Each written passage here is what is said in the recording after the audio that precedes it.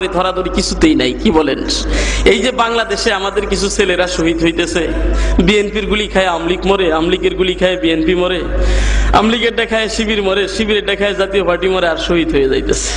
এটা শুধু শহীদের সিরিয়াল বাড়ানো হইতেছে। শহীদ কি এত সহজ? শহীদের সিরিয়াল বাড়তেছে, আসলেই মূলত শহীদ এত সহজ না। আমলিগের গুলি খায় মরবার শহীদ হবা, বিএনপির গুলি খায় আমলিগ মরবার তুমি শহীদ হয়ে গেলা। শহীদ কি এত মামার বাড়ির কাজকলা? নাউজুবিল্লাহ বলেন, নাউজুবিল্লাহ। দল নিয়ে মারামারি করো, গদি নিয়ে মারামারি করো, স্বার্থ নিয়ে মারামারি করো, সন্ত্রাসীর গুলিতে একজন আরেকজনকে মারামারি করো, জোরে বলেন ঠিক কিনা? আর তোমার নাম দিয়ে দাও শহীদ, শহীদের নামটার তুমি নাপাক করছো, জোরে বলেন ঠিক কিনা? ভাইরা আমার, আমি যে কথাটা বলতে চাই, বড় লিডার যারা তারা শান্তই থাকে, মাঝখান দিয়ে আমাদের সাধারণ মানুষের মা বাবার কলিজার টুকরাগুলো খালি হইতেছে, জোরে বলেন ঠিক কিনা?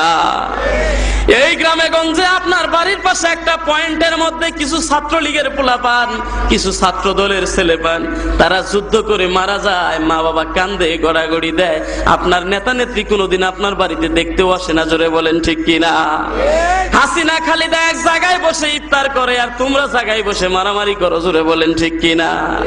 বুঝো না রে বাঙালি, মায়ের বুকটারে খালি করো। তোমার কিসের তো বাহাদুরি? তুমি কি দায়িত্ব পাবে? বরং রাস্তায় কুত্তার মতো মরে কায়ত হয়ে থাকো আর শহীদ হইতেছো, জোরে বলেন ঠিক কিনা? কুত্তা মরলেও দাম আছে, তোমার মরার কোনো দাম নাই, কারণ তোমার মিশরের কোনো বিচারও নাই, জোরে বলেন ঠিক কিনা? যেই মরার কোনো বিচার নেই, এটা তো কুত্তা মরাই, জোরে বলেন ঠিক কিনা?